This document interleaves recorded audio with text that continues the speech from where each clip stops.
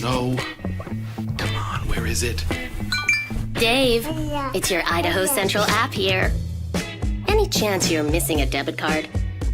Let's get that taken care of for you. With ICCU's card control, you can turn any card off with the tap of your finger. You got it. And back on again. Out, out, out, out. The closest Idaho Central Credit Union branch is in your pocket. Pow day. Dude, let's go.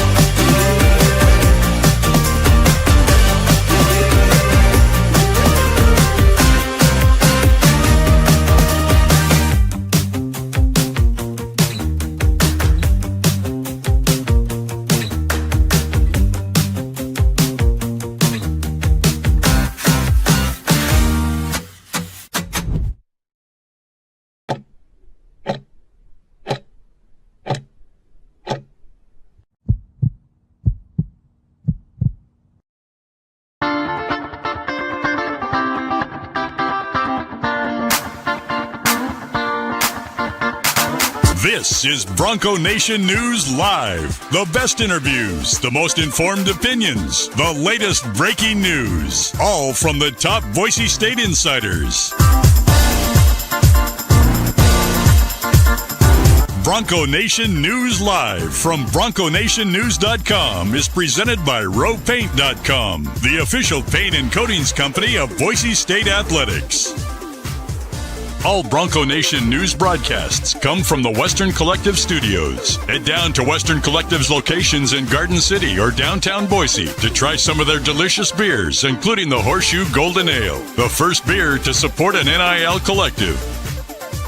Now, here's four-time NSMA Idaho Sports Writer of the Year, BJ Rains, with another edition of Bronco Nation News Live. Well, last night at Extra Mile Arena, who would have showed up thinking they were going to see Pearson Carmichael go off for 21 points? But that's what he did. The nice take to the basket right there.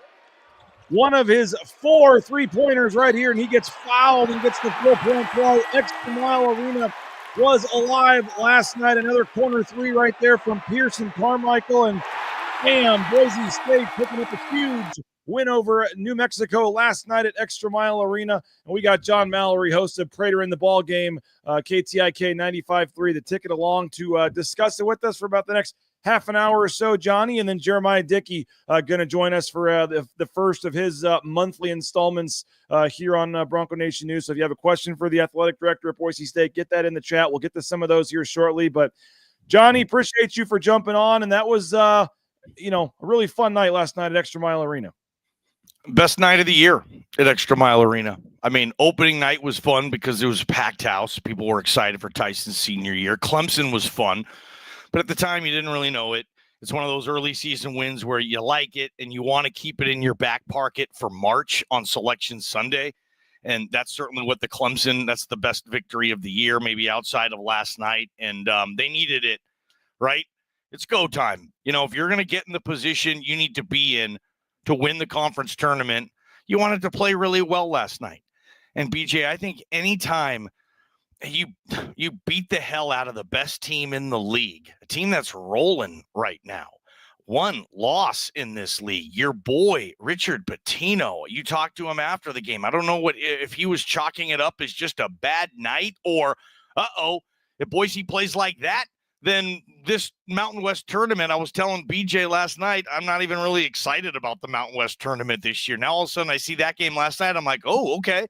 Maybe there might be a couple of upsets there. And if Boise State with this lineup gets in there and can do some things, then maybe we have a different situation there. But, man, they needed that. And the way they got it, I think was the biggest part. It wasn't just eking out a win. The second half, they took that thing over. They hit shots. They had auxiliary scoring that they did not have that they needed. Omar played well. Terrific night for this team. And, now they have 5 regular season games left, BJ. Win as many as those as you can there. You're still not going to get in that large bid, but who cares? You're trying to win the conference tournament now. And I think you put yourself in a decent position where you can feel pretty good about, okay, it's possible. They might be able to win the conference tournament. Maybe they have as good a shot as anybody else. I don't know.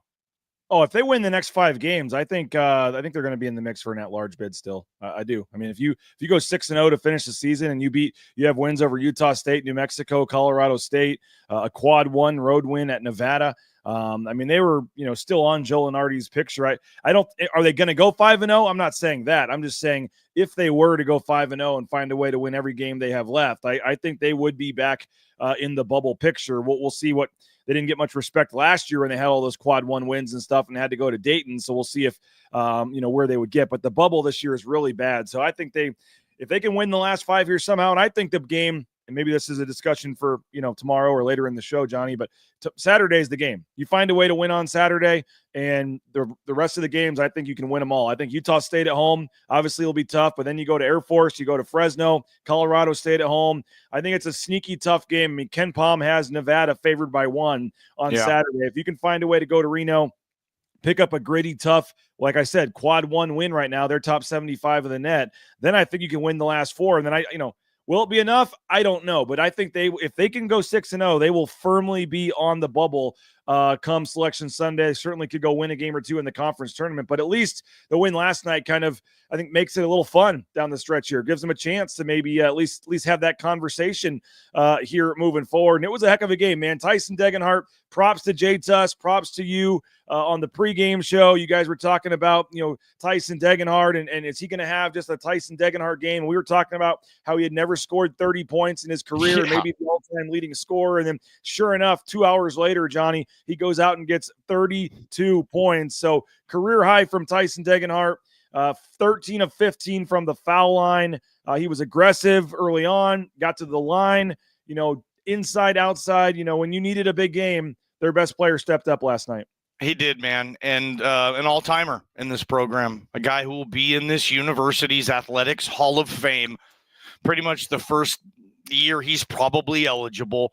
If they have any type of honor system for college players or basketball players at the school moving forward, like I think it was you that told me, the reason Chris Child's number doesn't hang in the rafters is because Boise State doesn't own the arena. That's a whole different deal. So if that ever does go in a direction for Boise State, Tyson will be honored there too. And it was a night that he had to have. That's why we love sports. And basketball, more than any sport for me, gives you what we saw last night, because it's not baseball, your sport. I mean, Babe Ruth was great. He only got to hit once out of every 9 spots, man.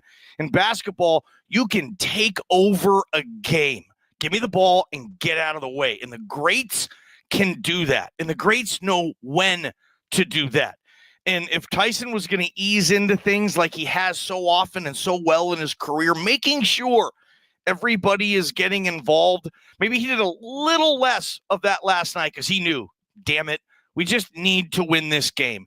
Not for the tournament, but for our own soul and heartbeat. And we need to figure this out. We need to beat a really good team in this league. And they did last night. They beat the best team in the league. And Tyson Degenhart was the absolute star. And obviously Peanut Tillman is going to be nominated for Best Supporting Actor with the way he was able to take over the game in spurts there. And they just haven't had that max factor this year of a guy who is just feeling it, and the cylinder looks like it's 5 feet wide in diameter, and everything you're throwing up goes in like Max would do.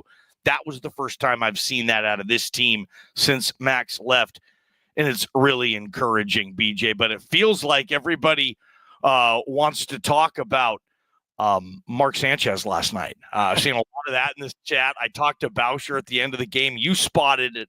You guys, I was sitting there with BJ, not paying attention to Donovan Dent.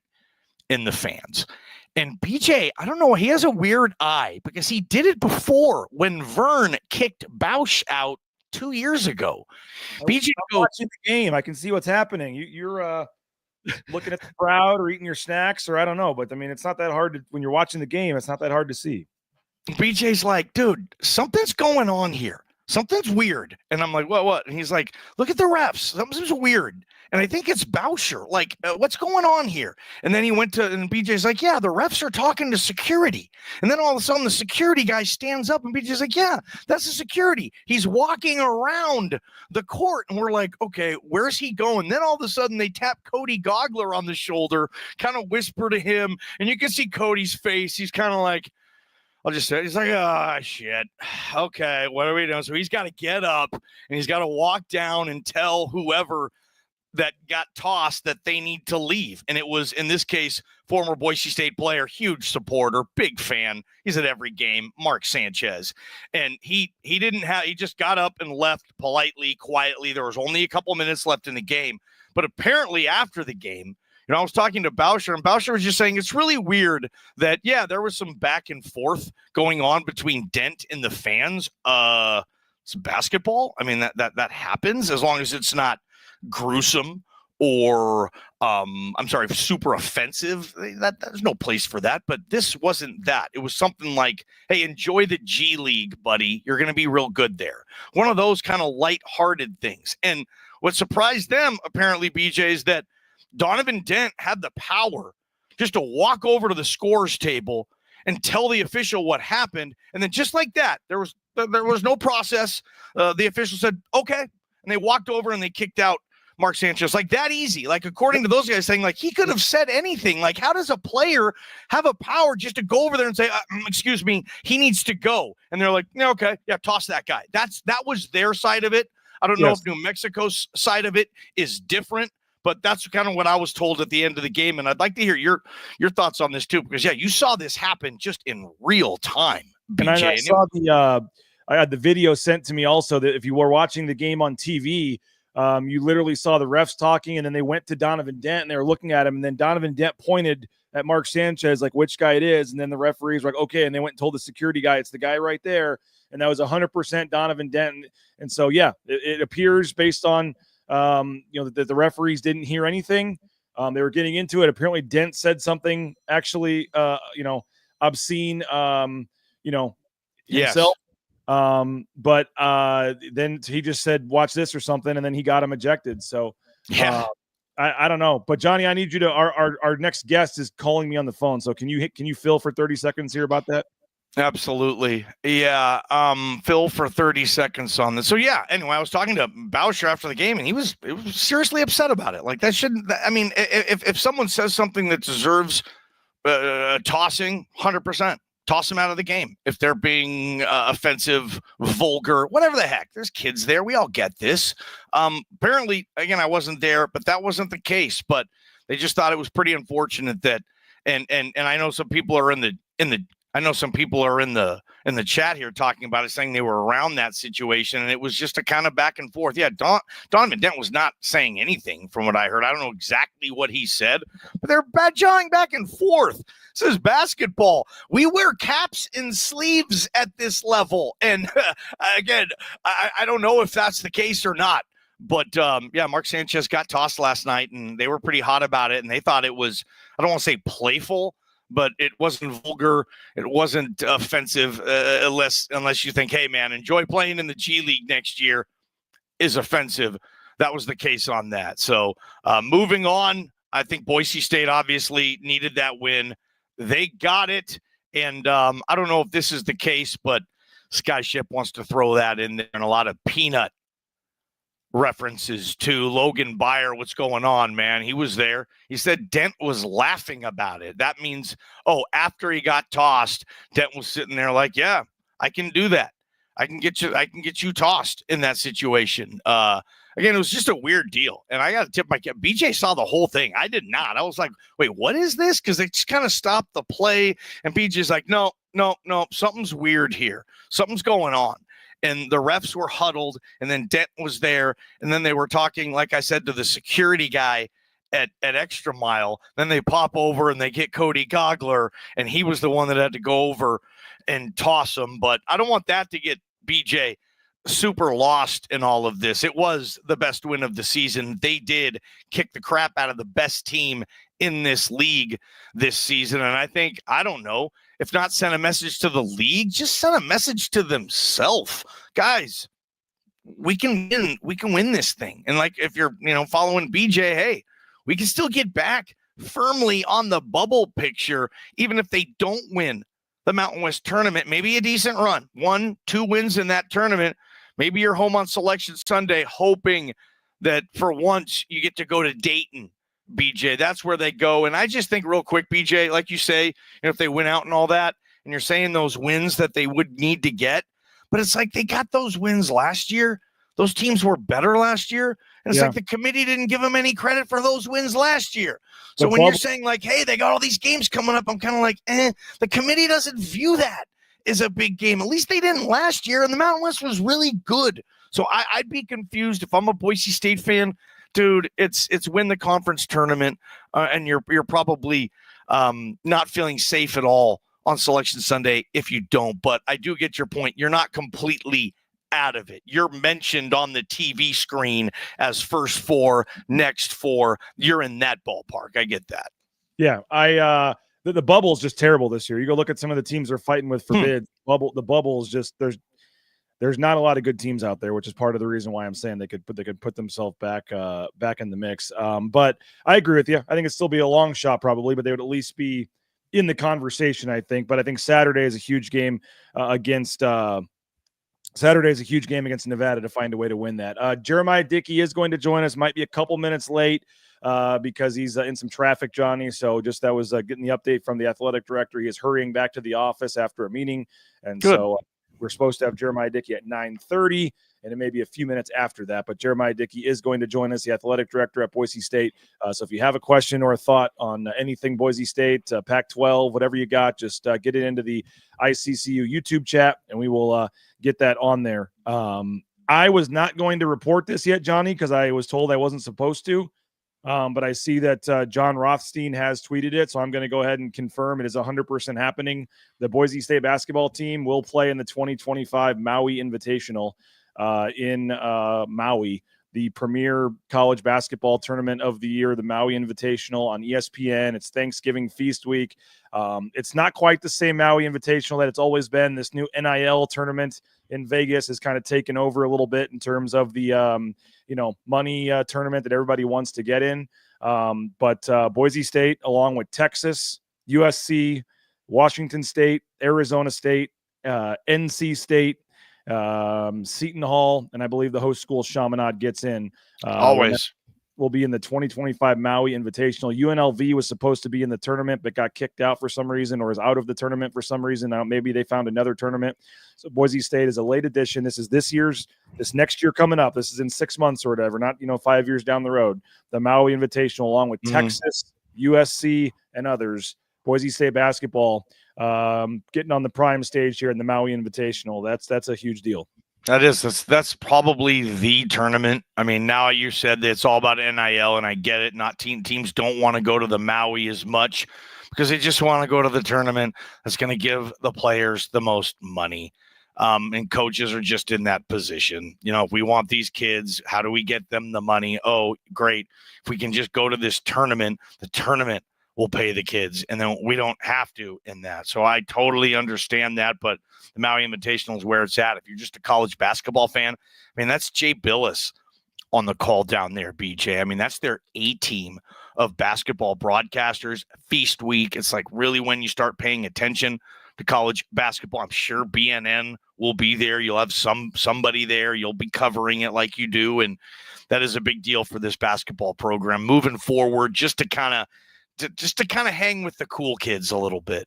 Yeah, and we'll see what the other piece of news is the Mountain West football schedule comes out at 1:00 today, so we will be able to see kind of how the football schedule lines up potentially with a trip to Maui for the Maui Invitational. So I was had heard that for about a week now, and I know that had kind of been circulating amongst some boosters and stuff that they were doing that. Boise State has signed their portion of the contract. I don't think Boise State felt comfortable announcing it yet in terms of it being 100% done, but somehow John Rothstein, man, somebody gives that dude every scheduling tournament leak there is out there. And so is that the guy that looks like Jordan K, like 20 years older? Yes. And they're like identical, man. You hear this stuff and then your sources say, hey, we'll let you have it, just don't say anything yet or whatever. And then sure enough, John Rothstein tweets it out. He beat you. So I hate how they do that. But, I can confirm that is happening. That is true. Boise State in the 2025 Maui Invitational. So, and my understanding is that's going to be a huge carrot too, Johnny, on the transfer portal market this year. When you can go in the transfer portal and tell some transfers out there, you're going to be in the Maui Invitational and play Texas and USC and be on ESPN and get 5 days in Maui over Thanksgiving. That's going to be a big time opportunity for this team moving forward. But next to money, that's a cool thing you can offer. It's always money first, and now you got to find other things that kind of add to if you can't match the money, well, we're going to do this and this and this, and here's your experience. So good news for Boise State. And yeah, BJ, like you could have reported that, but you did it kind of as a favor. Like, okay, I'll wait. But then I'm not trying to take credit for it and say I deserve this, whatever. It happens. But you had it. And as a favor, you're saying, okay, I won't report it until you tell me to. Gotcha. Thanks. And I've been in this situation tons of times too. And then all of a sudden the national guy tweets it and you're like, well, is he going to get in trouble? Are you going to stop giving him beats or sources or information if he's not going to play by the rules either? Because BJ, you could have done that. And then whoever your source is like, dude, you screwed me. I ain't hooking you up anymore. But are they going to do that with Rothstein? It's just kind of one of those deals where national media always have it a little easier when it comes to breaking a story than the local media, because for whatever reason, a lot of people who have information, they'd rather tell Adam Schefter than BJ Rains in some cases. In this case, John Rothstein, they'd rather tell Rothstein than old BJ there in his BNN hat. Well, that's all right. They're in the tournament though. It's a big deal. And but we'll still a lot to go this season in terms of this team. And I want to get into Pearson Carmichael a little bit. And there's some other storylines as well, Johnny, but I do want to thank a couple sponsors real quick. RoePaint.com, our title sponsor, ROEPaint.com. All your painting needs, concrete coatings, interior, exterior painting. Make sure you hit up our title sponsor, the best in the business. All your painting needs, RoePaint.com. You're looking for some food? Taco Bell's got you covered. The delicious Cantina bowls, the Lux Cravings boxes, all the great breakfast items they have. I know Johnny's a big fan of the Taco Bell breakfast. So TacoBellWorks.com. SON Management, the Nicolason family, TacoBellWorks.com is the website, and they are hiring. So if you're looking for a job, just head on into a local Treasure Valley Taco Bell location today. And again, TacoBellWorks.com. Idaho Central Credit Union, ICCU.com.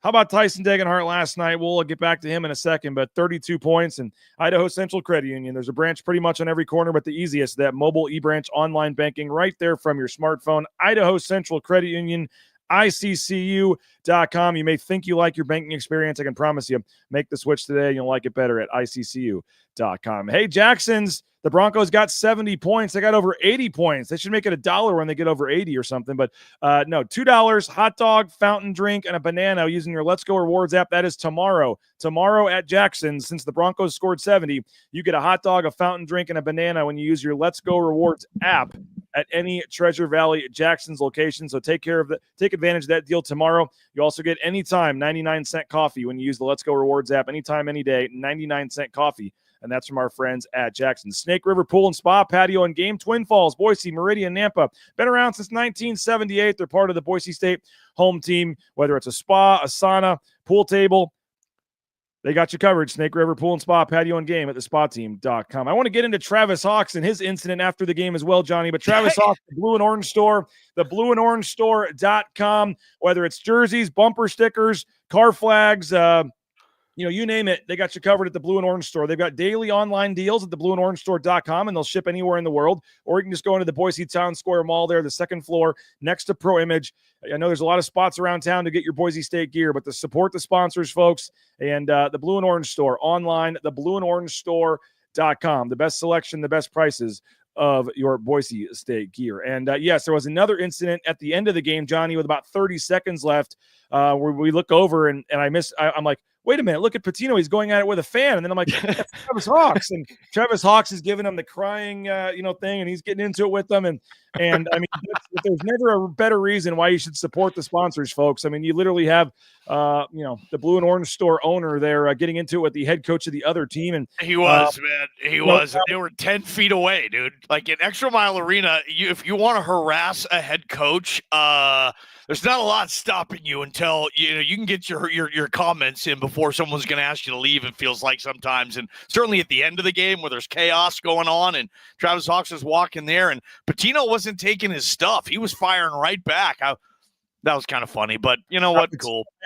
I asked him after the game, and he said that a fan was chanting obscenities at him or something, is what he said, and that as he had to respond or something. Travis Hawks, who I 100% believe, and I hate having to call Richard Patino a liar or whatever. We're kind of caught in the middle here, but I 100% believe what Travis Hawks said, and he sent me a message this morning that he said I was okay to share. He is unable to join the show today, but he said I got into it with him, zero obscenities. He said I was standing behind the Boise State game operations team. They obviously said and did nothing. If I was saying anything inappropriate, they would have done something. He was complaining to the refs with 16 seconds left about the game being over and yelling at them to stop fouling. The game was over. He said he's not telling his team to foul. And then Travis said, I told him his team was a bunch of crybabies. And then he asked me why I was so angry. And I said, because you stopped the game so Donovan Dent could have the fan ejected. And he said, so if crybaby is an obscenity, then I'm guilty, is what Travis Hawks said. But he said pretty mundane stuff compared to what goes on other places. Patino was arguing with him while the game was still going on. Yeah. Into it. He said, maybe he realized he shouldn't have done that and, change his wording or whatever at the end. But I stand behind Travis Hawks. I believe what he said. And so Travis Hawks said nothing wrong in that situation, but, give him credit for, getting into it. I mean, I was like, oh my gosh, you're right. They're like 5 feet from each other in the middle of the game. I'm like, what is going on? And I would believe him that there was no obscenities, no vulgarity. Hey, I'm sure Patino doesn't like that. He's offended by that, but I don't think that's necessarily offensive to somebody. And I saw Travis Hawks do that. I saw him jawing back and forth. I didn't see what was said, but it was mainly just, oh, well, you lost, go home, bye. It wasn't like, I don't think it was malicious. I didn't think it was vulgar. I wasn't there, but from what we saw, dude, I mean, come on. I mean, coaches get fans yelling stuff at them. Players get fans yelling stuff at them. What the heck, New Mexico? It's like you came into this building and like, oh my God, what's going on here? Like this happens at arenas. What? Like that's kind of odd on there. And I wonder, it's just weird that Boise State, New Mexico, another story outside of the game that folks on BNN appear to be more interested in than the best win of the game, the season. I mean, it's kind of funny, but I remember when it happened before with the baseball team. That was a massive story on BNN. And now I'm reading these comments too. A lot of these people, they'd rather talk about kind of the ancillary things. And a lot of times those are more interesting storylines. But yeah, that's a weird night for New Mexico. I guess that tough feelings. I mean, thin skin for whatever that was last night. I know they're frustrated. They lost. Logan Brown heading to the Blue and Orange store to buy the Crybaby t-shirt that's sure to be coming out, is what he said there. Really good idea. Yeah, shout out Travis Hawks, big supporter of BNN. So go support the sponsors, folks, and return the favor. Johnny, I only got a couple minutes left with you. Yeah, Pearson Carmichael. That was worth it to Hawks right there for the 7-minute conversation on BNN Live right there. Good for him.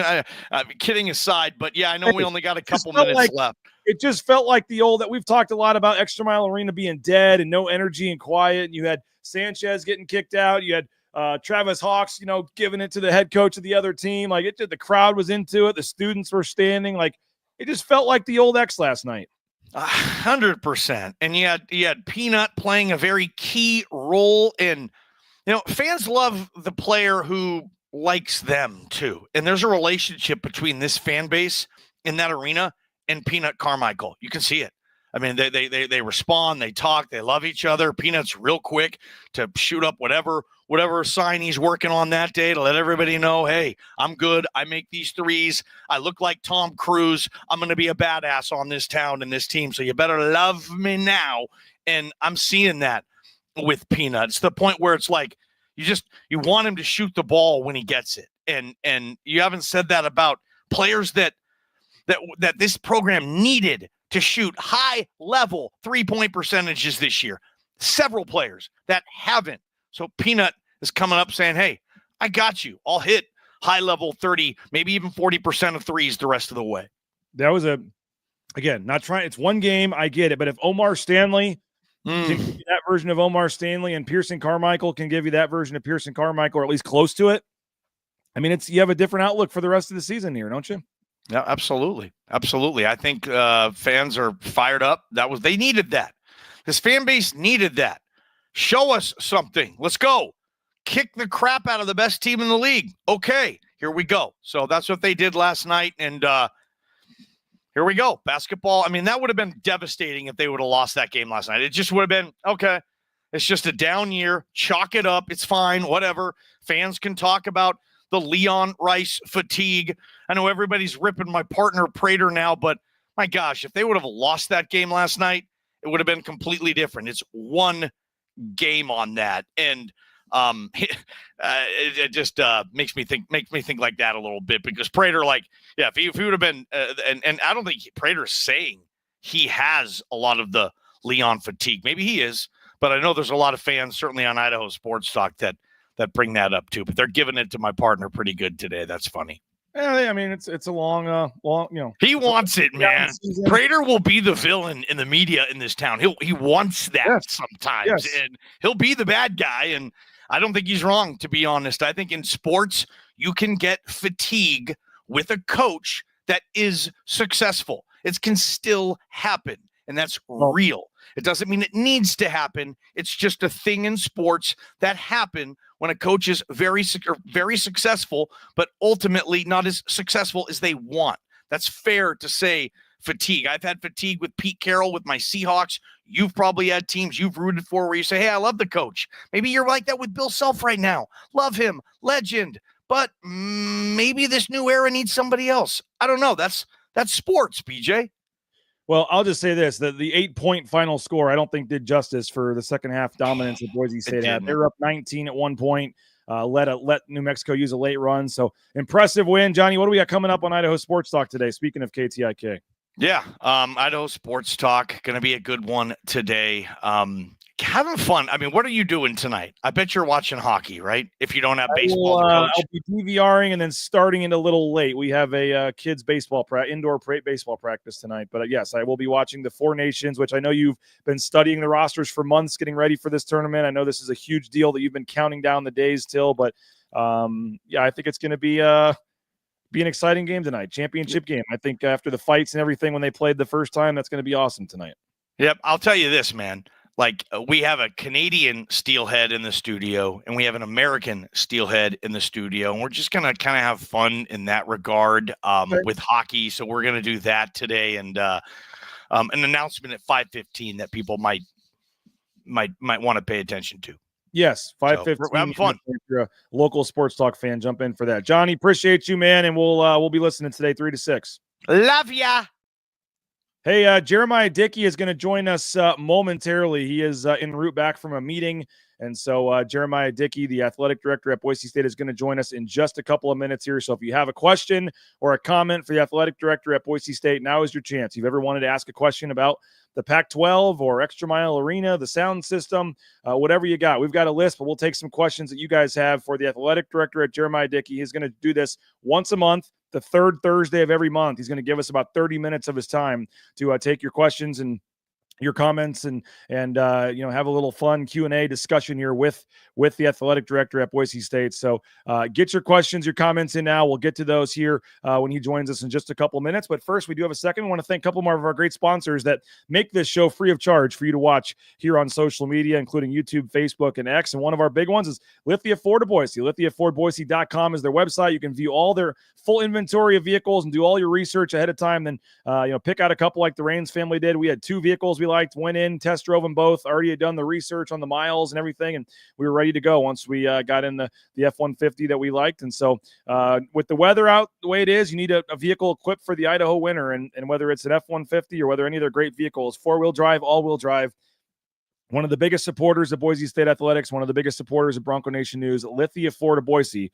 Check them out online, lithiafordboise.com. Matt Boucher Real Estate was in the mix last night. We're trying to effort him to come on maybe after Jeremiah Dickey. Matt's a busy man selling homes, and he is a busy man working hard. But if he has a few minutes to step out, we're going to try to get him to jump on the show today. Maybe we'll tape something later and play it back. But Boucher Real Estate, number 1 ranked realtor in the Treasure Valley. Boucher Real Estate, BoucherRealEstate.com is the website. Number 1 ranked realtor in the Treasure Valley for a reason. When you buy or sell a home with Matt, you get to meet everybody on the screen there. So appreciate Matt for his support of Bronco Nation News. Return the favor for your next home purchase or sale. Hit up BoucherRealEstate.com. Ridley's Family Markets, shop Ridley's.com. That's their website. They have 13 locations around the state of Idaho, surrounding states. A lot of great things at Ridley's. When you walk in, you just get that great hometown grocery store feel, and you can download their Skip app and get savings up to 40% off at the checkout line. Shop Ridley's.com. Love that Cuno location, by the way. So hit up Ridley's Family Markets and support the sponsors, folks. Find a location near you. Shop Ridley's.com. TCS, if you're looking for a new job, how about Transportation Compliance Service? Transportation Compliance Service, you can get into the trucking industry every step of the way. They're ready to help you out. Transportation Compliance Service, DOT, overweight permits, anything you need to get out there towing that first load in no time. It's a local company helping folks all over the world. So if you want to get into the trucking industry, now's the time. Hit up TransComService.com. Hey, Lean Feast, leanfeastmeridian.com. You're trying to eat healthy? Hit up Lean Feast, leanfeastmeridian.com. 10,000 plus combinations, steak, shrimp, chicken, fish. It's good for 5 days in your refrigerator. You can order it for delivery anywhere in the Treasure Valley. Keep it in your fridge all week and just pop one in the microwave for 2 minutes, and you're eating steak, shrimp, chicken. As I said, all the combinations. You choose how much you want. You choose what you want. It's fully customizable. It's fresh, not frozen. They're feeding the football team, the basketball team. They can feed you as well. LeanFeastMeridian.com. I saw we had a voicemail last night come in. I may have to play it on tomorrow's show because I didn't get a chance to get it in the system yet. Been a quick turnaround from last night. But speakpipe.com/BNN. You can leave us a voicemail at speakpipe.com/BNN. Signature Roofing is the sponsor of our voice inbox line, covering our community for more than 2 decades. MySignatureRoofing.com, whether it's a re-roof, a repair, an inspection, an estimate, all your roofing needs. They're just great people over there. Really appreciate and happy for the partnership we've developed and the friendship, more importantly, that we've developed with Signature Roofing. So get a voicemail in at speakpipe.com/BNN and hit up Signature Roofing online at mysignatureroofing.com. All right, keep getting those comments in. Questions you have for Jeremiah Dickey, let's load them up. And we have talked about this. I am confirming this is true. Boise State is in the Maui Invitational for next year. I was told by some sources this was happening about a week ago. Was told to hold off on reporting this, but I guess it has leaked out now. UNLV is out. Boise State is in. Not the greatest Maui Invitational field of all time. I think Baylor and Oregon both backed out also for NIL deals. But when you're talking about Arizona State, Texas, USC, I mean, there's still some name programs in there, and it's a great opportunity for Boise State to go to Maui and be in one of the premier tournaments, and it'll be a packed house, and it's just a great opportunity for Boise State, regardless of whether or not it's the Maui of old. But it's going to be a solid tournament. It'll help Boise State on the recruiting trail. They'll be able to tell transfers, they're going to get a chance to have a trip of a lifetime to Maui and play in the Maui Invitational. So it's a massive deal in terms of recruiting, showing where this program is at, how hard it is to get, into that tournament. It just tells you kind of where Boise State, is thought of nationally now to be considered for the Maui Invitational. That is a big time deal in terms of Boise State. It's the most prestigious tournament they've been in, and there's the same word Chase Love just used it. It's the biggest tournament Boise State's ever been in terms of an MTE. I mean, it's a huge deal to be in the Maui Invitational. So John Rothstein did tweet that out there, and I can confirm that is indeed true. That is indeed happening, the Maui Invitational and Boise State basketball. So nice win for Boise State last night. Again, Jeremiah Dickey, the athletic director, is going to be logging on here any moment. We'll have time to talk to the AD at Boise State about all kinds of things. But last night, Extra Mile Arena, 32 points for Tyson Degenhart, 21 for Pearson Carmichael. And I don't even know if we've mentioned them yet tonight, but Alvaro Cardenas, 10 assists, 11 points. I mean, you know he's having a good game, but you look at the stat sheet afterwards, you're like, wow, 10 assists. Just he continues to impress. It's been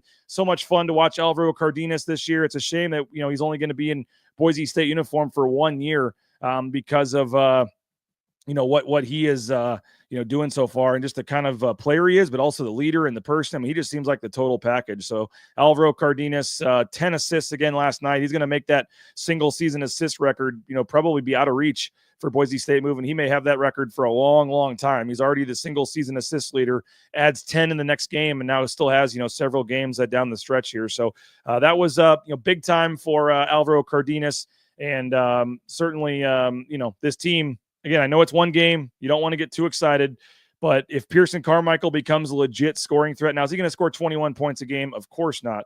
But if he can give you, you know, 10 to 12 points a game, and then occasionally have that 15 to 18 point outburst, you know, there's certainly some,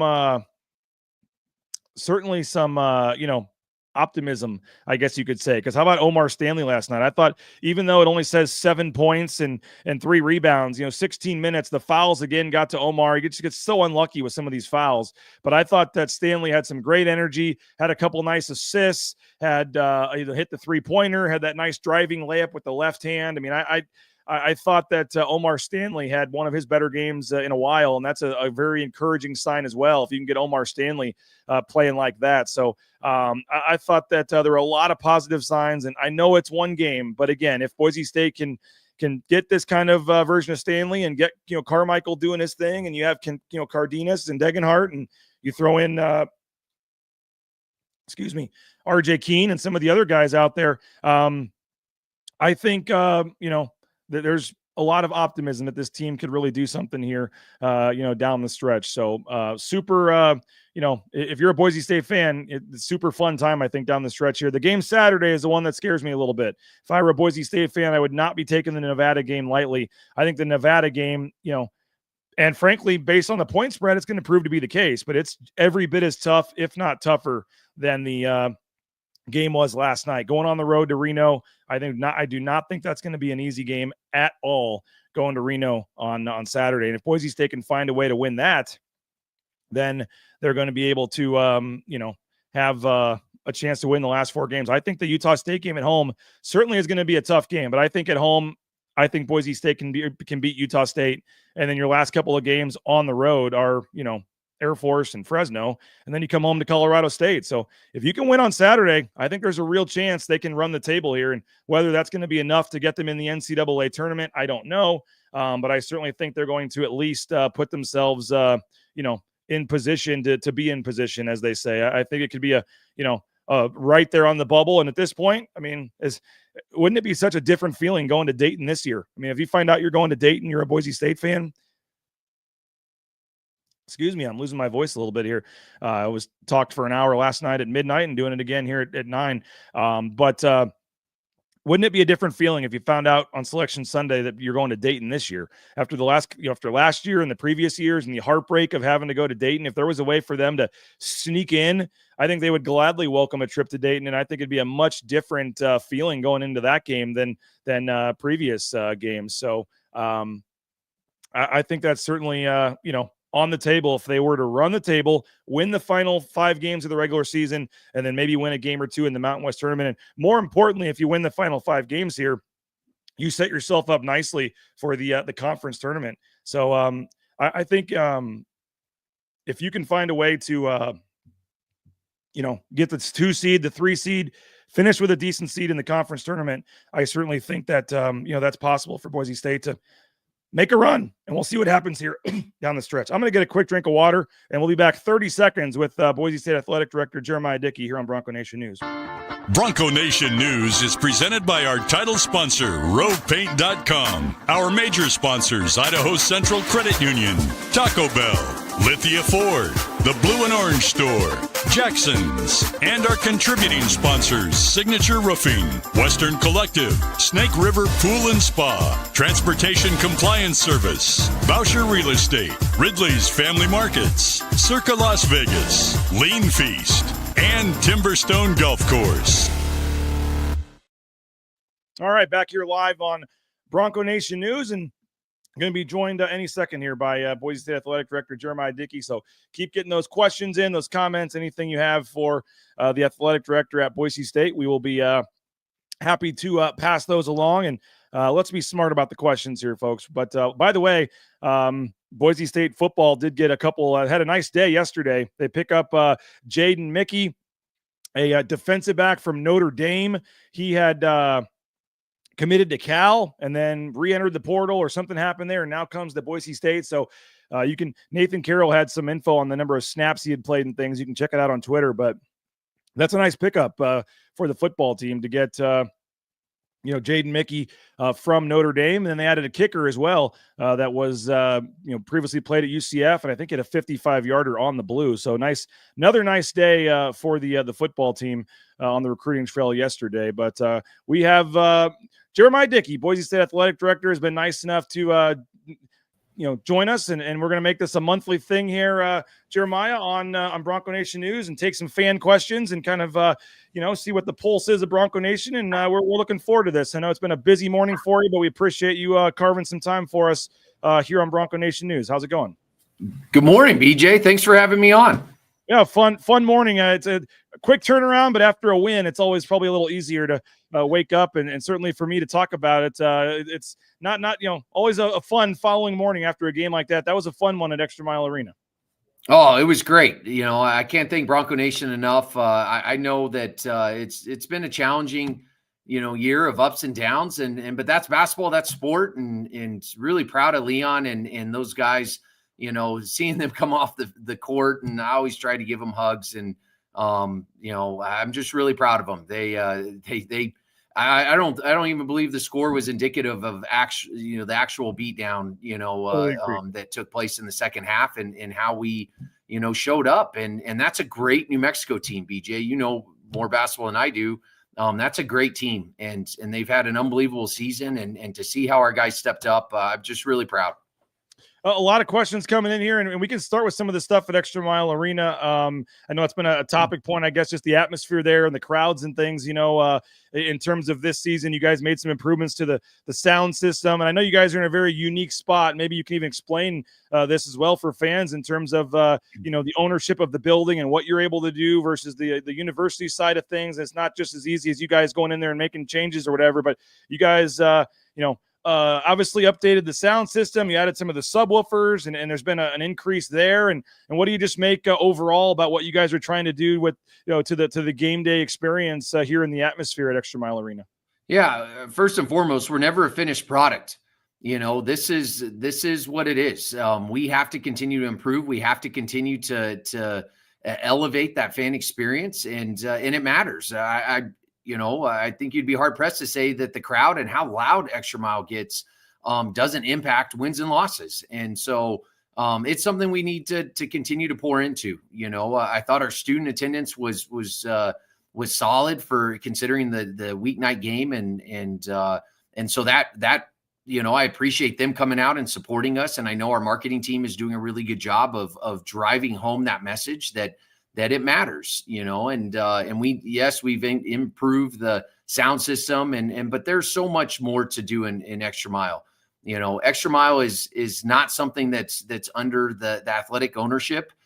We lease that facility, and we're grateful for that partnership with their team and how they serve us, and really have enjoyed getting to know them over my 4 years here. But it does create some challenges, I think, probably for both sides in terms of what we're trying to create and what the future looks like, especially going into the Pac-12 and there are a lot of cooks in the kitchen. And so, it requires us to get well ahead and out in front of anything that we need to do in that space. And obviously concerts and other things impact us a certain way. And that's something that we continue to work on, and we're great partners, or we have a great partnership with them, and, but we can always improve, and that's always going to be our goal. It's everything counts, everything matters.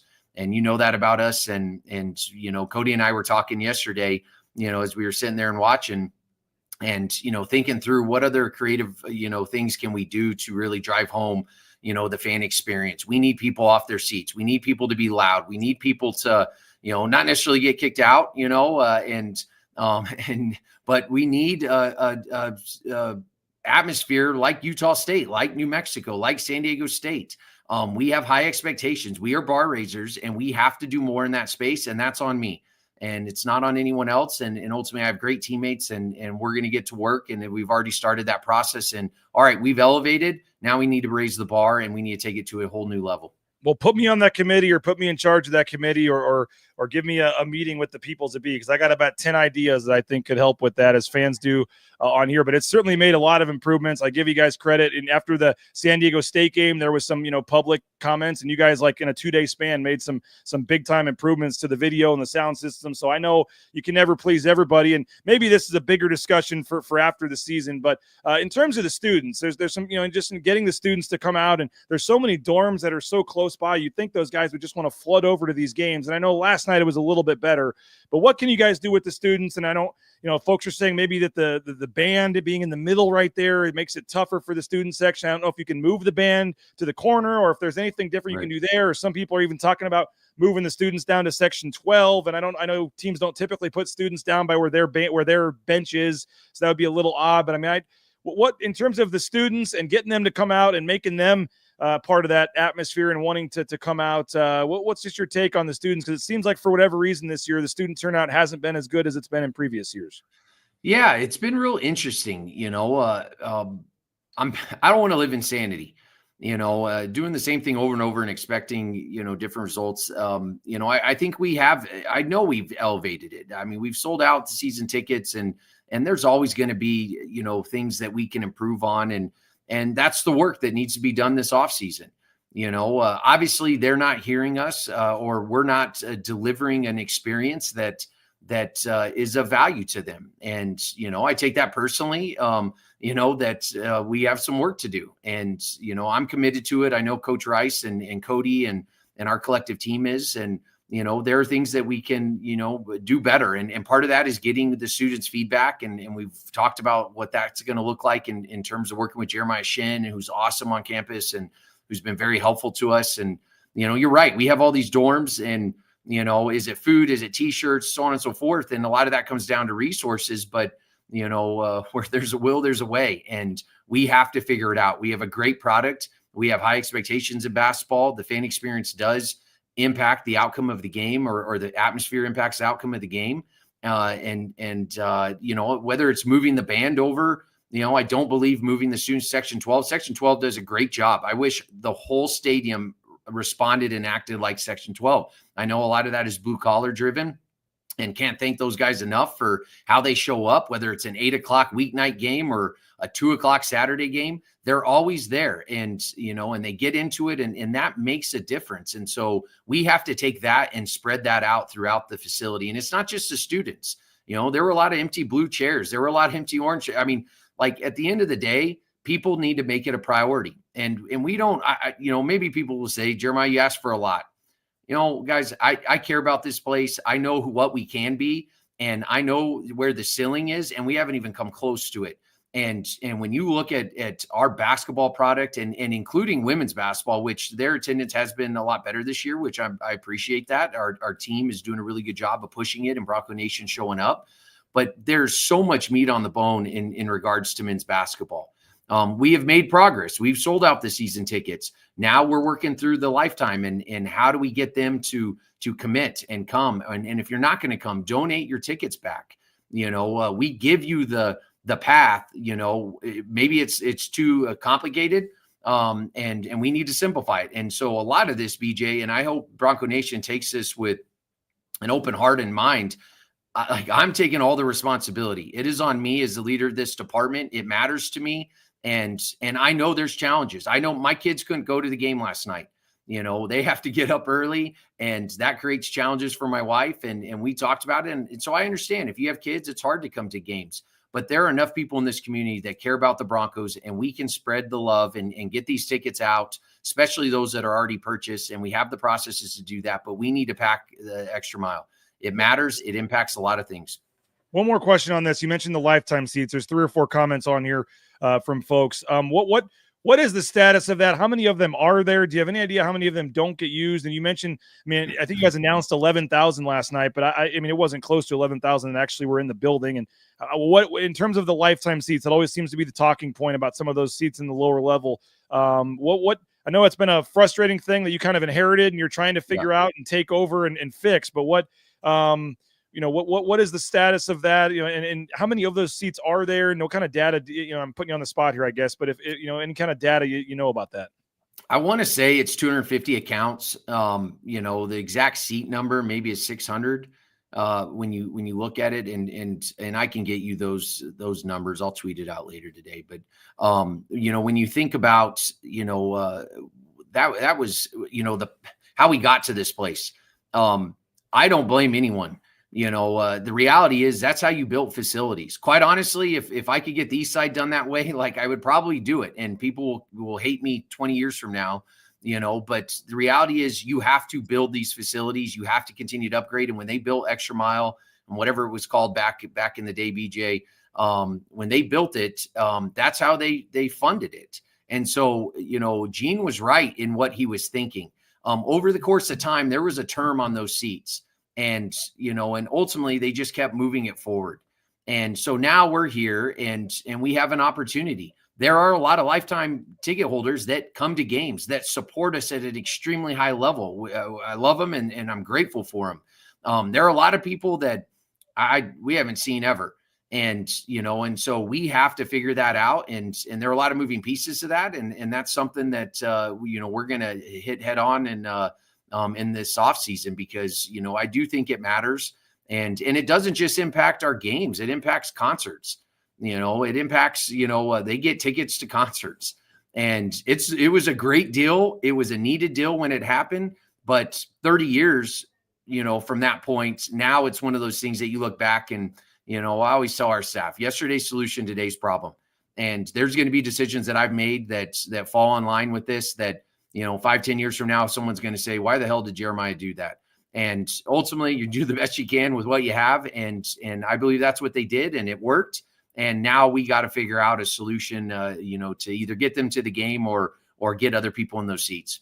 Jeremiah Dickey, our guest here on Bronco Nation News, doing this once a month, third Thursday of the month, taking questions from fans and updating on what's going on with Boise State athletics here. We see the crane is up in the north end zone. Yeah. People are asking about the progress of that. What that's got to be pretty exciting to now see, the crane going up, some of the other, things that are starting to rise. I know it's been a little rainy and snowy the last week or two, but just overall your excitement level and where do we stand with that project?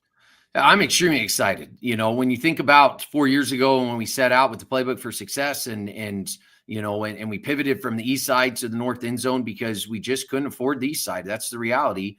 And we wanted to take off, a chunk that we could that would impact all of, the stadium in terms of the 360 concourse, restrooms, concessions, et cetera. And so to actually see shovel and ground and cranes and dirt moving and, it gives me chills, good things take time. And I think that facility is going to have a significant positive impact on all of our Broncos, Bronco Nation, our staff, our student athletes. There's still a lot of work ahead of us. But it's a reminder when people see that, a crane out there, it shows progress. Like, we cannot stop. We know what we're faced with. We know where we're at from a budget standpoint. We know what resources we have and don't have. We don't need what everyone else has. We need more than we got. And creating something like that will provide assets that then we can monetize is going to have a dramatic impact when we look at the sustainability of our athletic department. And so really grateful for Nate Burke and Jordan and Chris and all the facilities guys, Cody, that are working on this daily. I appreciate them because I obviously have quite a bit on my plate, and they're empowered and they give me updates every day, and it's been awesome. Nate sends us pictures, and it's really cool to see. The only negative probably is I can't walk across the field to go see Spencer now.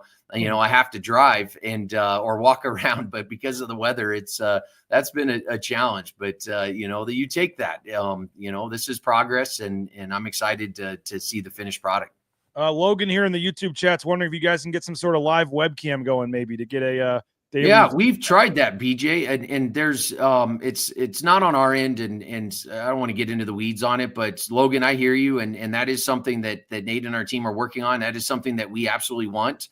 And we're still trying to figure out, how to make that happen. So, hopefully we'll see that soon. Probably not much you can say on this. This is a dumb question, but we saw the football schedules coming out at 1:00 today. I obviously know you can't discuss specifics of the games, and I'm sure you've seen a copy of that. Are you happy, I guess, in general with how that lines up?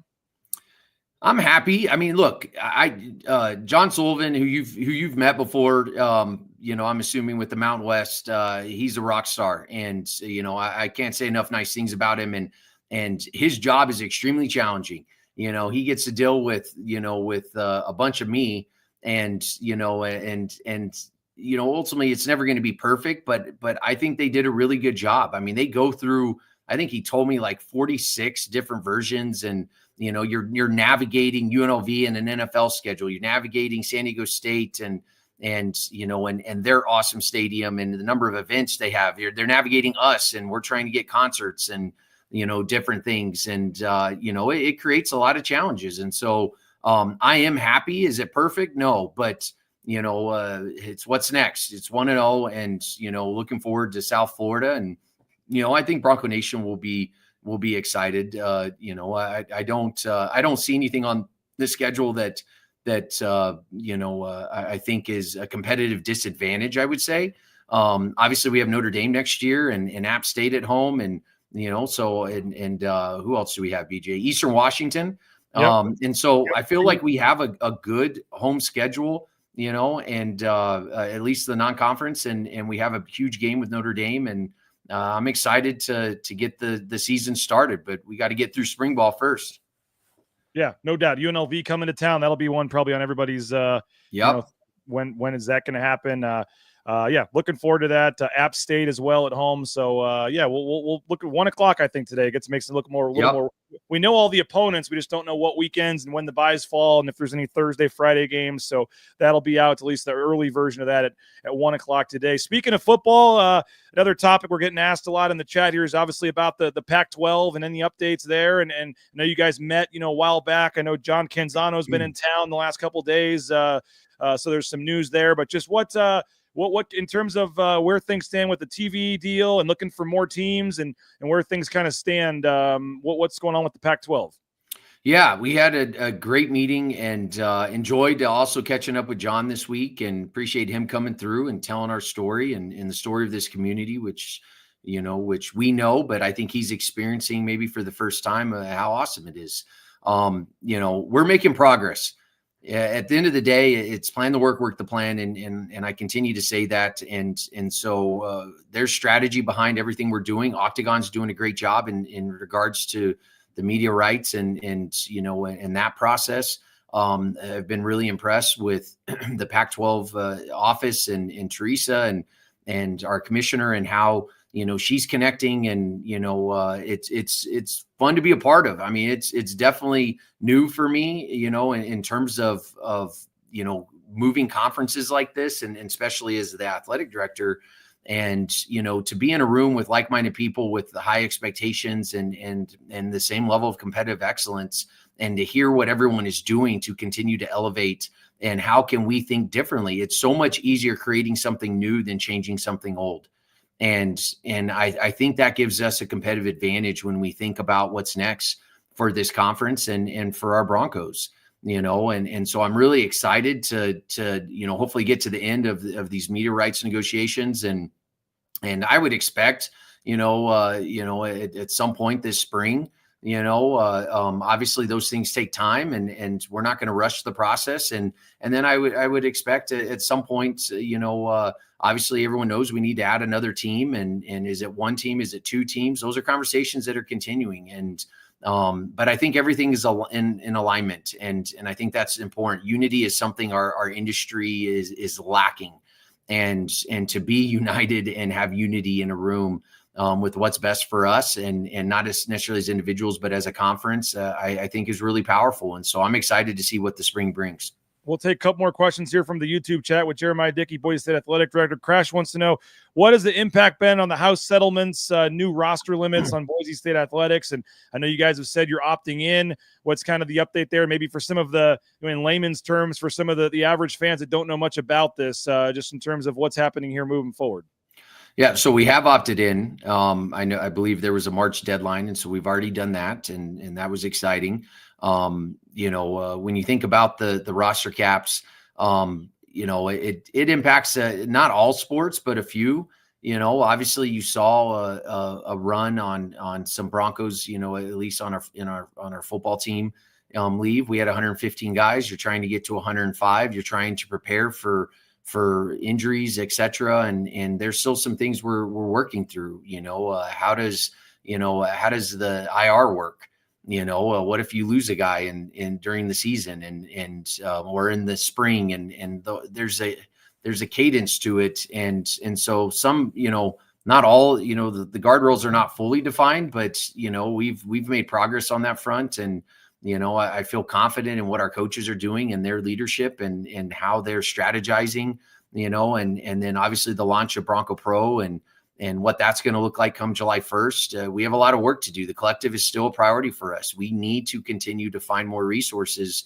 And, when you look at the cost of doing business from the time we won that Mountain West Championship to get to the Fiesta Bowl, it was significant. And, money is not growing on trees.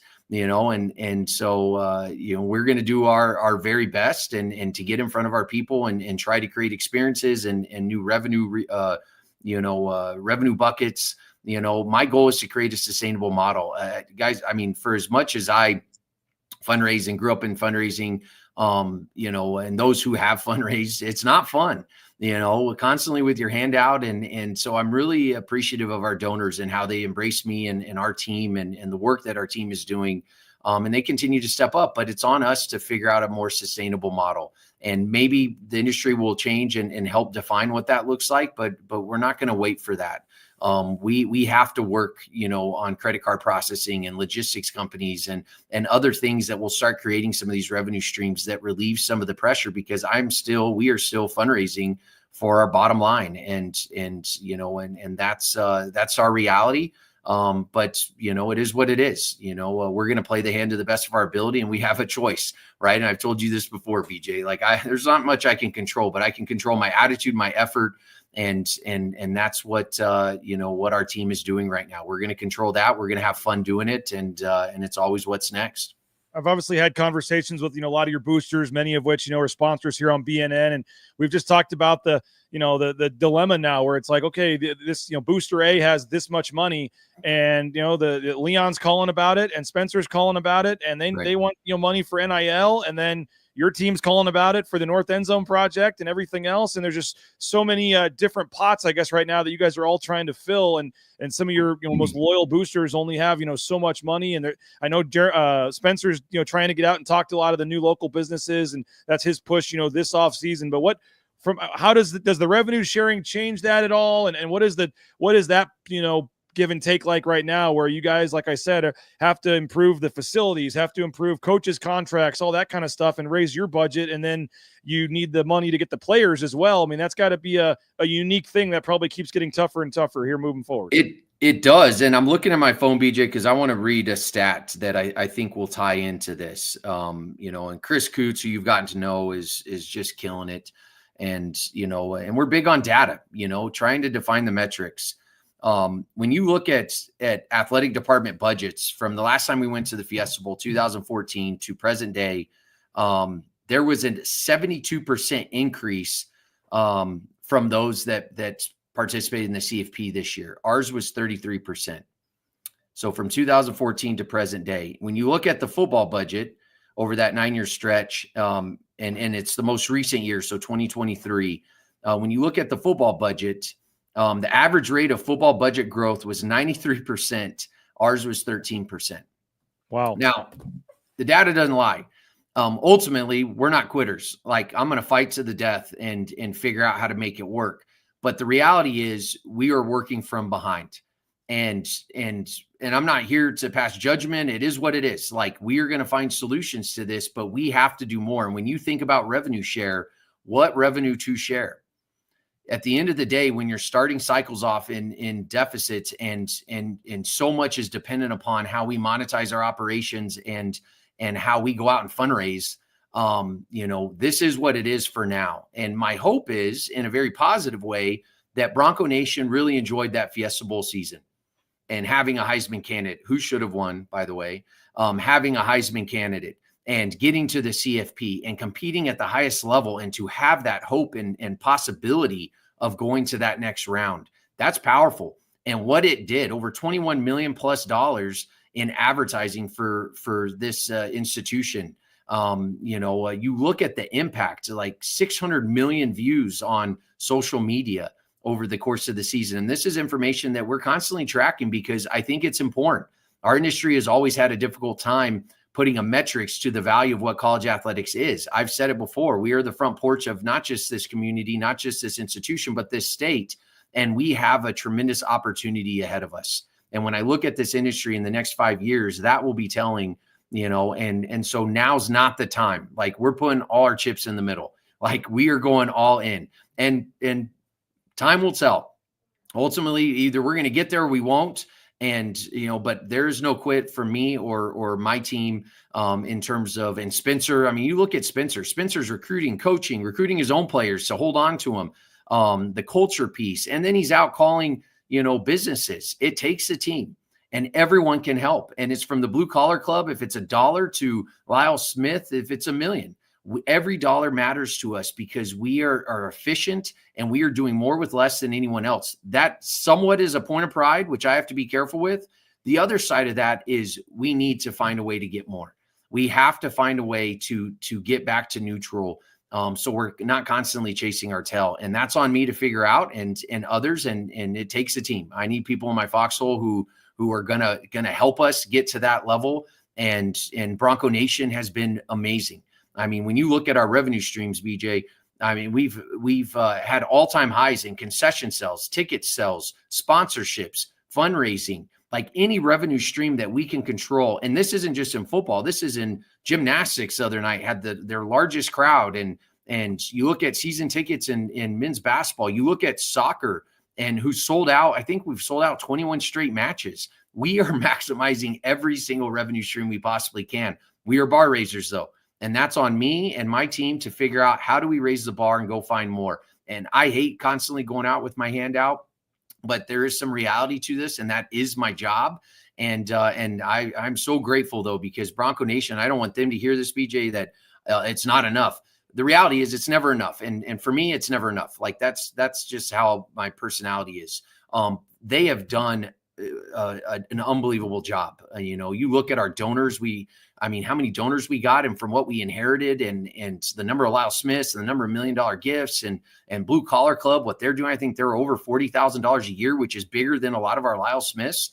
It takes a team, and I want to thank them, but we're not done yet. And there's more work to be done. And that's on us to figure out solutions. A little bit of breaking news here, JD. You guys have sent out the press release just now about the Maui Invitational, for the basketball team. What an opportunity. I know the tournament, with all the NIL tournaments and stuff happening, changed the field a little bit, but they have Texas, USC, Arizona State, some of the teams that are in this field. I mean, Leon continues to build this program, the 3 tournaments in a row. I know there's still a lot of games to be played left this season, but what does that say about what ESPN, what the Maui Invitational, nationally folks are now thinking about the Boise State basketball brand for you guys to be asked to participate in the premier basketball tournament in the preseason next year? Yeah, that shows the progress that we've made. When I got here, and I've told this story before, Leon was the first coach I spoke to, and and I won't quote what he said, but it was summarizing, JD, I need help. And, and the work that he's done, that staff has done, those student athletes. And then you look at our team behind the team, we continue to drive forward, and we still have not reached our ceiling. And so I think people nationally are taking notice. 3 years in a row of going in NCAA tournament. That's never happened before. Obviously there's peaks and valleys in basketball, and that's why you play the game. I was thinking about the other night, we've lost 3 games at the buzzer, correct? Or pretty close to the buzzer. When Shaver was here, we won those games, and it can go either way. And you look at, if we had those 3 games, what our record is versus what it is now. The reality is everyone needs to take a deep breath and support the team, and we're fine. Like, they're doing a great job. And last night was a testament to that. There's still more work to be done, and we're never finished. So, I think Maui, we're going to really need Bronco Nation. I know there's a ticket allotment, and I think that was a big part of it. People saw what we did at the Fiesta Bowl. They saw, how we've supported our basketball program on the road in NCAA tournament. We got to sell tickets to that, and it's right before Thanksgiving, and that's going to be such a tremendous opportunity to get some sunshine, and then come back to Boise and whoever we end up playing that Thanksgiving week for football. But happy for them and the experience that's going to provide. And I think it shows you, where we're at and what we're building. Yeah, that's the first thing I'm going to be looking at 1:00 today when the football schedule comes out. What's the game before that weekend and the game after? Certainly hoping to make it. I was so sad to miss going to Laramie, Wyoming for the football game, to go down to the Cayman Islands with the basketball team this year. So we'll see if we can get another even trade this time. But Jeremiah, I appreciate your time. Thank you for making time and joining us, and looking forward to this on a monthly basis and getting some more fan questions and diving into some topics here moving forward. And got great response here on the comments and things. So always appreciate you giving up your time to do this, and we'll be seeing you soon. Thank you, BJ, for the opportunity, and thank you, Bronco Nation. We appreciate you, and go Broncos. There he is, Jeremiah Dickey, Boise State Athletic Director. Nice enough to join us. Thanks, JD. There he is, Jeremiah Dickey. Nice enough to join us here on Bronco Nation News. And doing that, once a month here. And so we are, by the way, going to hopefully stay on for a few more minutes and get our man Matt Bauscher. I'm going to send him the link real quick. He just got out of a meeting and said that he is available to maybe pop on. So maybe we can get Matt Bauscher to give his side of the story here real quick. But Boise State has now announced the Maui Invitational.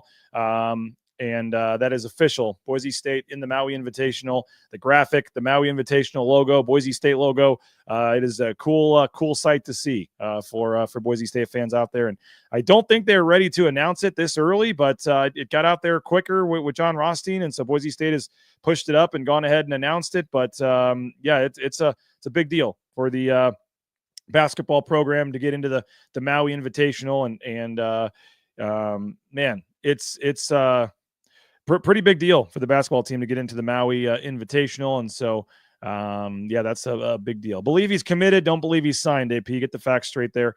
Believe he's committed. We did talk about that earlier in the show. Obviously a big news, but I'm not sure I'd call that bigger than anything the basketball team has done all season. But whatever floats your boat, AP. Missed you on the post-game show last night. After Boise State takes down the first place team, and was waiting for you on the post game show, AP, but missed you. Just conveniently didn't hear him or some of the others there on the post game show after the win last night. But of course, they were all over the San Diego State post game show. It's funny how that works. Must have just been conveniently busy last night and couldn't join. They didn't hear from the folks that were saying they wasted Pearson Carmichael's red shirt. Didn't hear from some of the other folks that certainly it's funny. They all the guys that love to chat when they lose, they just magically disappear when the team is winning. And Leon Rice, I mean, I know it's tough, AP, and some of these other folks, but you Todd says lies. We never missed AP, but it's funny. Leon Rice gets blamed for a lot of things, but when he decides to start Pearson Carmichael and he gets 32 or whatever, 21 points and has the game of the season for him, no one's, those folks aren't praising Leon Rice for making a smart decision, after that. So, who knows? Folks just enjoy being negative and being whatever. It is what it is. So, Jeremiah Dickey again for joining us. We're going to tape the interview with Matt Bauscher. He has something else. We're going to try to get Matt Bauscher's thoughts, and we'll get that on social media. Don't think he's going to jump on live right now, so we'll wrap up the show. But appreciate Jeremiah Dickey. Thanks to all you guys for your questions. Sorry if we didn't get to all of them, but we'll do that once a month with Jeremiah and take your questions and thoughts, and we appreciate that. And what a night last night at Extra Mile Arena. Again, we had fans getting kicked out. You had fans arguing with the coach of the other team. It was a festive atmosphere, and that's what those are the fun ones at Extra Mile Arena. It is a 30 minutes later next Wednesday. It's a 8:30 start against Utah State, but that place needs to be sold out and rocking again for Utah State. And if you went to the game last night, I don't know why you wouldn't want to go back. I'll just say that. I mean, if anybody that went to the game last night obviously had a fun time and helped Boise State to a big win. And if they can find a way to win at Nevada on Saturday, I think that could just be an all-time atmosphere, even with the late start against Utah State with so much on the line next week as they try to get back in the picture here and play, the second place team in the conference. So fun game. Appreciate you guys. You can go read my full story at Bronco Nation News. I don't think he wanted to come on live. I just saw him pop on here, Matt. You can tell me yes or no if it were, we'll bring him on for a second. He doesn't have to. There he is, Matt Bauscher. What's up, Matt? Good morning, BJ. You said you wanted to tape it. We got 200 of Broncos finest on YouTube right here. If you want me to wait till we're done. No, we'll go live. I'll go live. I thought we are live here with Bronco Nation. Now you cannot use this is, I know there's no rules on social media, but you got to be a little smart here with some of the language choices in terms of what may have been said by members of the other team. But Matt Bauscher, appreciate you for jumping on. You wanted to get your side of the story out. I will first say, fun atmosphere last night. Awesome game to see the team respond like that. That was a fun night in what's been an up and down season. That felt like the X was, rocking a little bit again. The team played great, got a big win. That was a fun night last night for the most part. Oh, I'm happy for the team. That was a big win. And New Mexico's been playing, better than anybody. 18 of the last 19 games they've won in the league or whatever the number was. And they got such a good team. I got so much respect for that team. But for our team to come in with the back against the wall, all the things they're hearing, all the outside noise, to have that resiliency and that perseverance for our team. Obviously Carmichael's the story of the town today. He's a tough kid. I'll tell you that. He's not scared of the moment. He's got the swagger, and his future is pretty bright. That three he hit right in front of you guys and got fouled right there. That was the loudest maybe Extra Mile Arena was all game. Oh man. And it wasn't sold out, but it was the people that were there, boy, they were getting into it, which was great to see. Oh, we had your incident or not your incident, but the incident over on that side of the court that I want to get to, but I looked over later in the game and there's Travis Hawks giving it to Richard Pitino. It just felt like, the last couple of years where that place has been rocking, and that kind of energy in the stands has been needed. And hopefully it can stay that way for the last two games.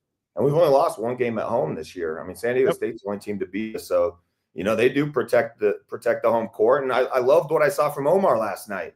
Yes. Omar was great. I think Omar is going to get rolling now. We've seen how well he can play, and I'm excited for what's to come for Mr. Omar Stanley. Now, we gave the Matt Bauscher Real Estate Player of the Game. I gave it to Pearson Carmichael after the game last night because of the 21 points, but I got a little bit of flack because, hey, Tyson Degenhart, 32 points, career high. How do you not give it to Tyson? So I kind of gave Bauscher Real Estate Players of the Game on the post-game show last night. But, ho-hum, first 30-point game. That aggressiveness from Tyson, getting to the foul line 15 times. That he's getting, inching closer to that scoring record. That was cool to see last night. Tyson have that kind of game. Tyson's a pro. He's a pro on and off the court. He's tough as nails. He does it the right way. He does so much for the community, his philanthropy, his volunteering. He's a great mentor to the younger guys. If you could make an avatar of the perfect college student athlete, it would be Tyson Degenhart. All right, we got a couple of comments coming in. Let's just get it out of the way here. Just say it, Bauscher. Dent equals soft is what Skyship says here. All right, so we see the game get stopped. Again, please be cognizant of your language here in terms of what was said. But from your perspective, I know you wanted to come on. The floor is yours. What exactly happened in the game last night? Dent is an amazing player, and they have some amazing talent. From Iona transfer, Joseph, they're unbelievable. Mad respect.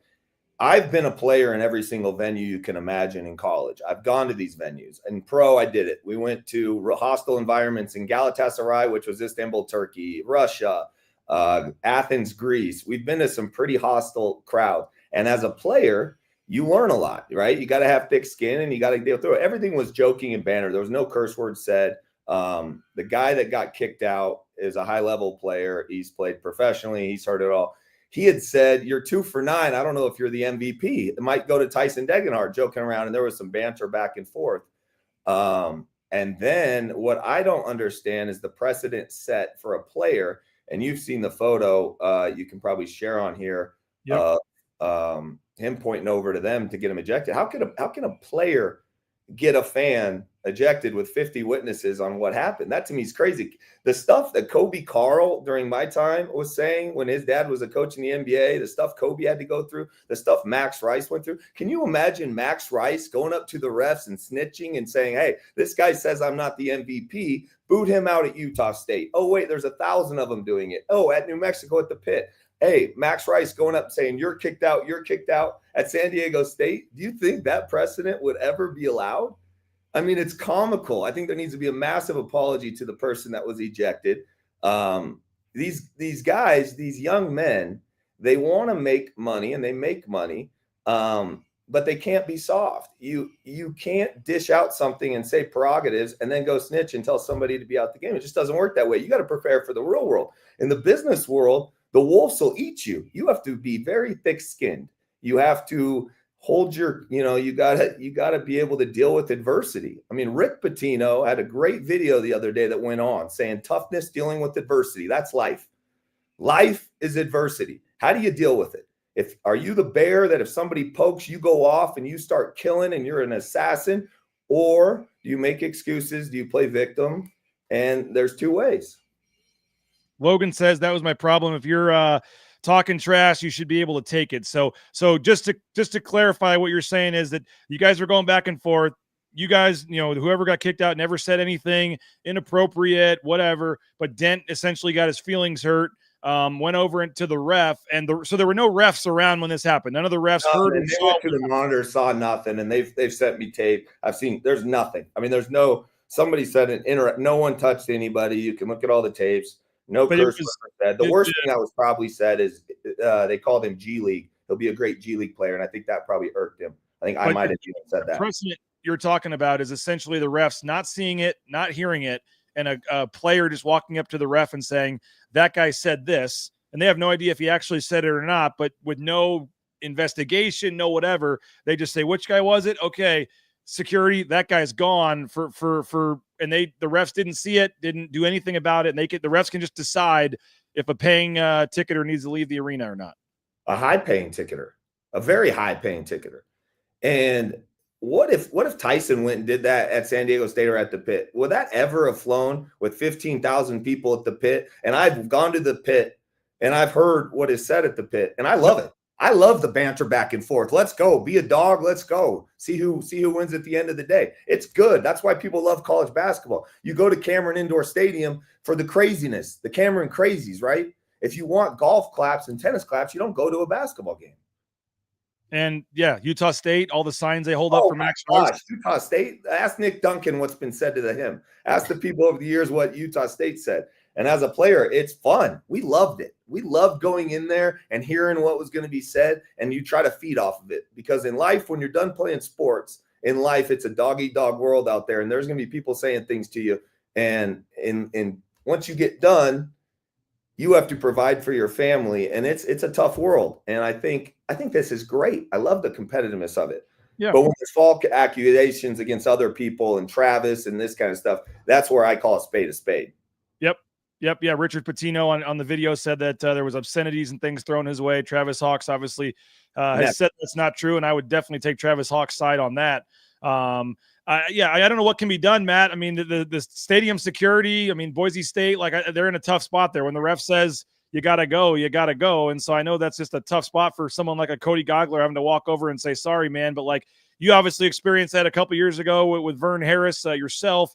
Now this time it happens. The refs should be able to, though. I think the refs, that was obviously unwarranted, but I think the refs have to be able to have that discretion. A player cannot have that discretion. I mean, the things that you hear, BJ called it Leon Rice. Has Leon Rice ever gone over in his 15 years as a Mountain West coach and said, I don't like what you said, you're ejected? Have you ever seen that? No. But isn't that, I mean, like, that's part of sitting courtside too. Like, don't the players usually have fun? I mean, some players like to have the give and take or hit a shot in your face and talk trash to you. I mean, that's part of it, right? There's no better feeling. Being on the road's better. There's nothing better than hitting a shot and going like this and quieting the crowd in the silence. I mean, that's what college basketball is all about. It's fun. It's awesome. It's the greatest sport. In football, you can't be close. You know, it's the greatest sport there is because of this, and it's fun. And I think it's unfortunate that Boise State isn't getting the same treatment that, you know, a crazy of thousands and thousands of fans would get. But it's whatever. We won the game, right? I think we could run the table. Yes. It's going to be a dogfight at Nevada, and those fans, I've been in that arena. Those fans at Nevada are awesome.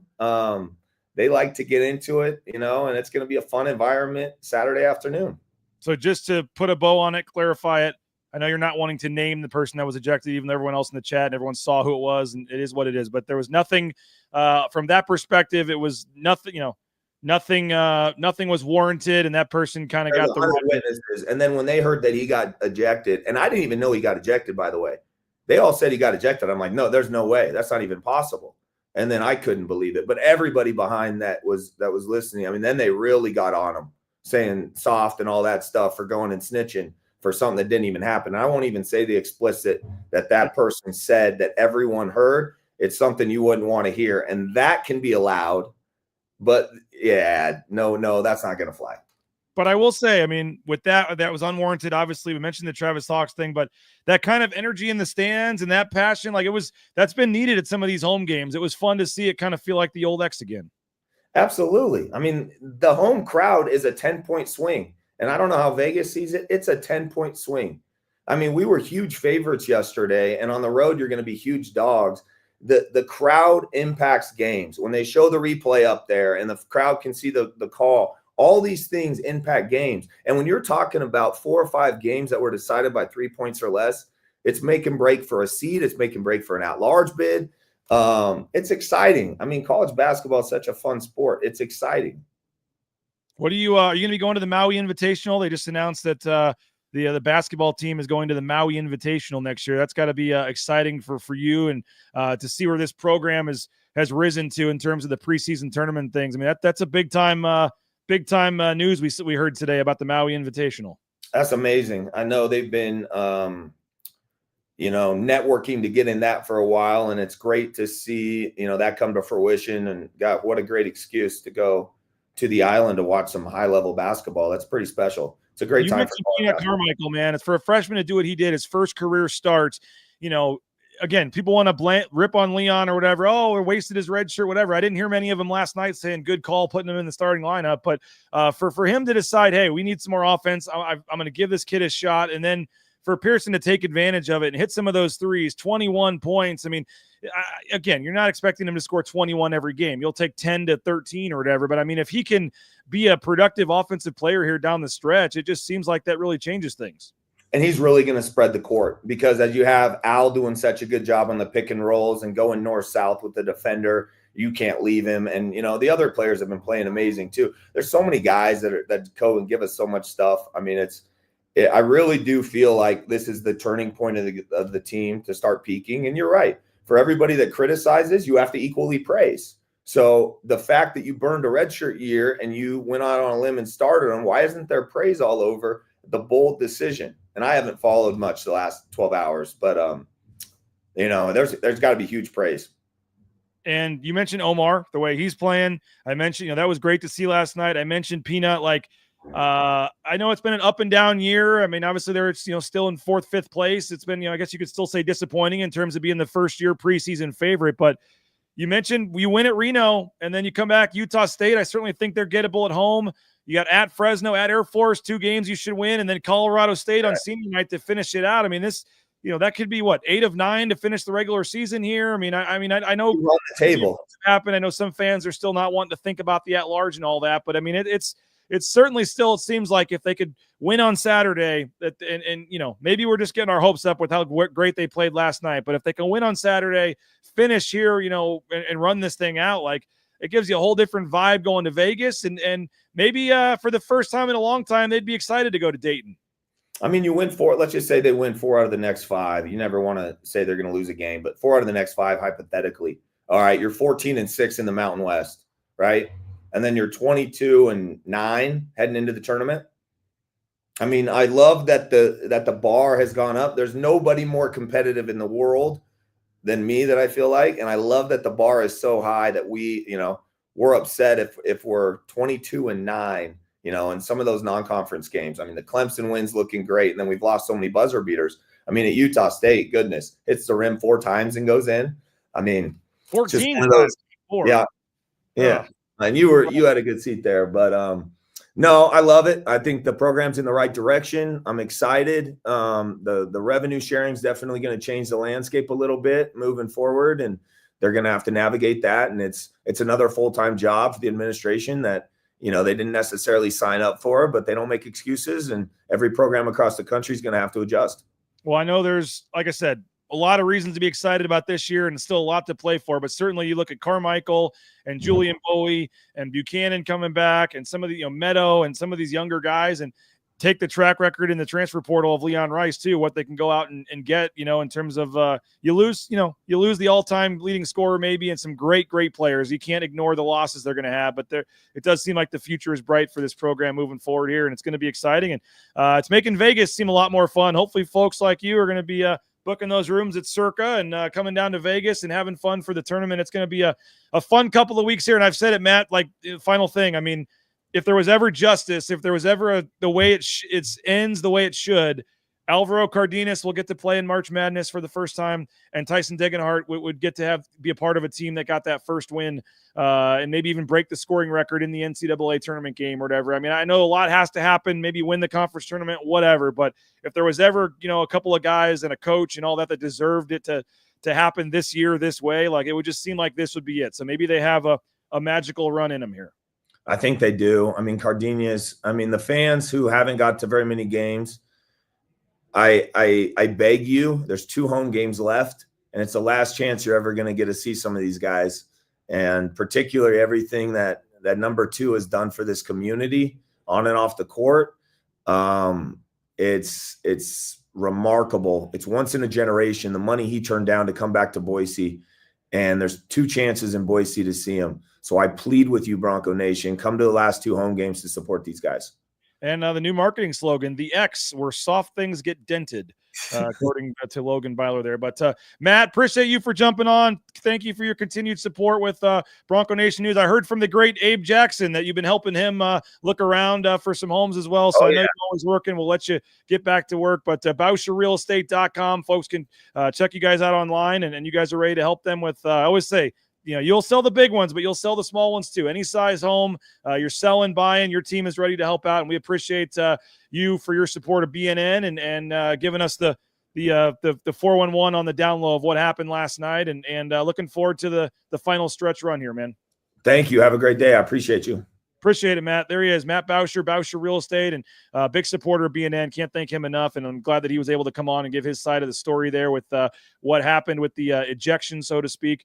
But it sounds like multiple occasions, things happen that shouldn't have, and that's just not right for a player to be able to go over to a ref and say, he said this to me, and for the referee to not even come investigate or ask fans around or for anything. If you can just, the ref has the power to eject a fan without even seeing or hearing what happened. That just doesn't necessarily seem right. I mean, I don't know how you fix it, but on the fly in the middle of a game. But yeah, I mean, all the things people said about Max Rice and everything else that Matt was saying, I mean, he could walk over and at Utah State and be like, oh, this guy needs to be gone. I mean, that would never happen at Utah State. It was just crazy to see. And that was the 3 refs last night were Dorsey. He was the number 10 ranked ref at Ken Palm. You had Nate Harris. You also had Amy Bonner were the 3 officials last night. And typically ranked actually a pretty good crew in terms of respect and things like that. And I thought they did an okay job. Beginning of the game, it was really weird. Some of the hand checks and things they weren't calling. It felt like early in the game they were letting New Mexico get away with some stuff, but it evened out. Boise State certainly got to the line more in the end,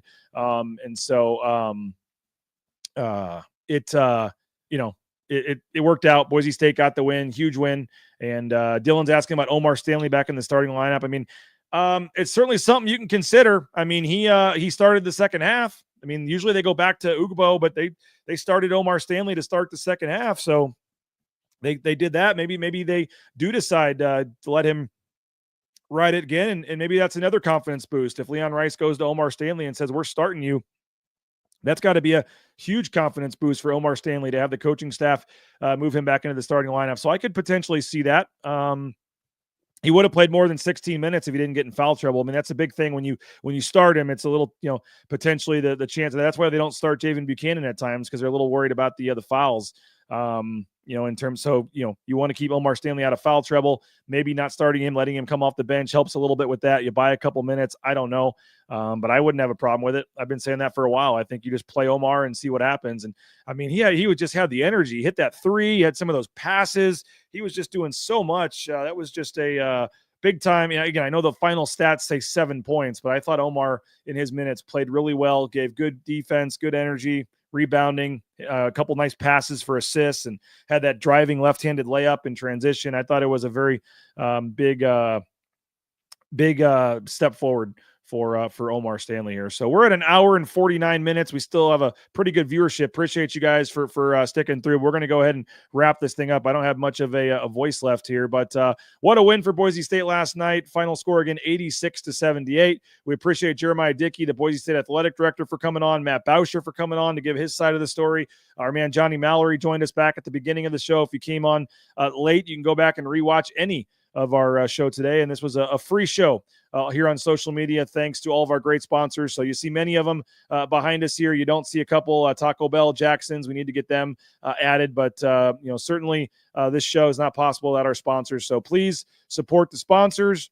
We would love to, continue to make this free of charge and do this and add shows throughout the day and make this a whole, BNN network or something if we can. And that takes the support of the sponsors to want to keep investing in this program and that, in this, operation here in BNN. That includes guys like Matt Bauscher. So when you're looking to buy or sell a home, go hit up Matt and his team, and they're ready to, help you out.